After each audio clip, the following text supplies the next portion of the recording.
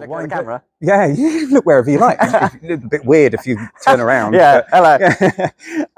So why don't you tell everyone, Will, a little bit about you and your acting background? What brought you to Trinity? Okay, so I worked with Sean on The Play That Goes Wrong last year.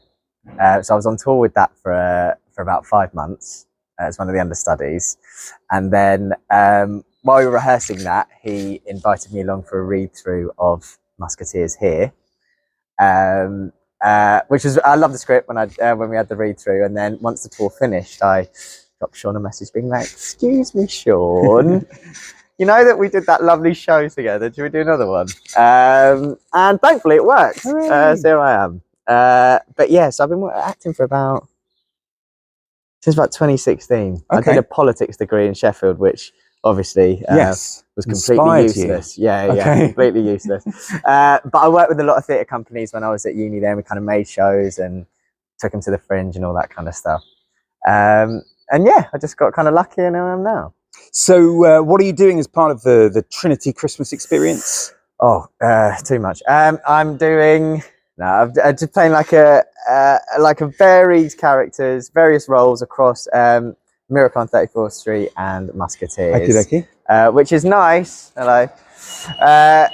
Because it means to get to do a lot of silly voices and play kind of little funny side characters that come on and have a bit of a laugh. Which means I kind of get a lot of the fun without the pressure of being on stage the entire time, which is quite nice. Cool, nice. And which part is your favourite part?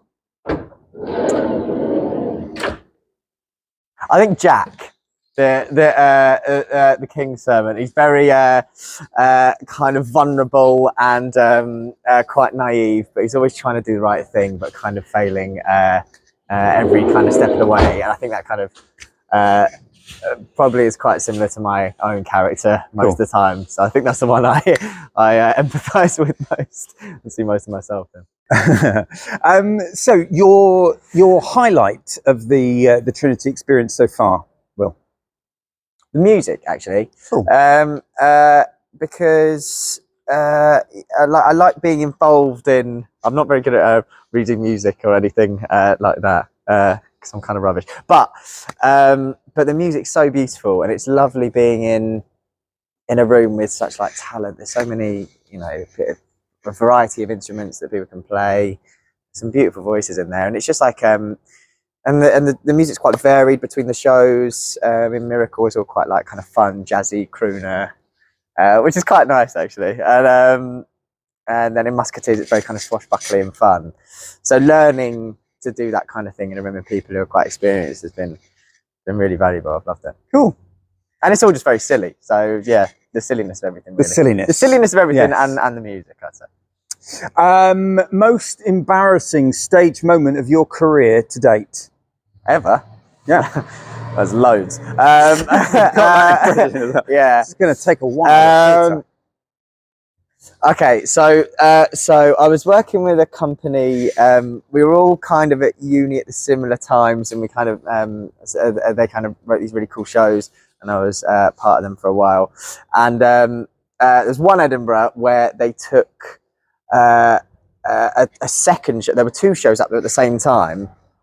The second was a comedy, and there was this kind of workshop gag about another Jack in the Box, who was too sad and scared to come out of his box, and the payoff was at the very end of the show he would come out and make this one gag and go back into the box, and it was all for this. So he was referenced for an hour and came out right at the end.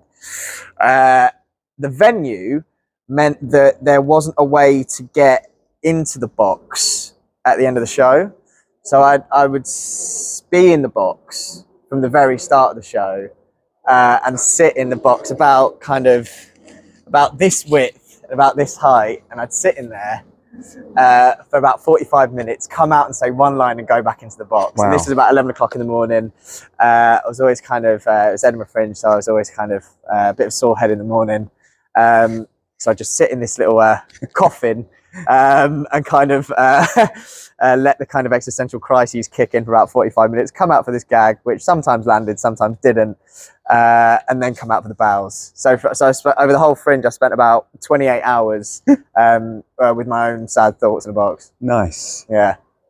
But it worked. Like, you never fell asleep in the box. I came close. Did you? Came very close on 1 or 2 occasions. I can and I imagine. could feel myself drifting away, and sometimes you'd kind of hear the reference and go, "Oh," but you'd be amazed how much you can psych yourself out for one line, particularly if it's 45 minutes. 28 hours in the box. Yeah. So if you were to sum up in kind of one sentence your experience of working on the Christmas shows to date, I know it's early days, but we'll catch it now and we'll see what's changed when I speak to you at the end of the run. Okay. What would it be? A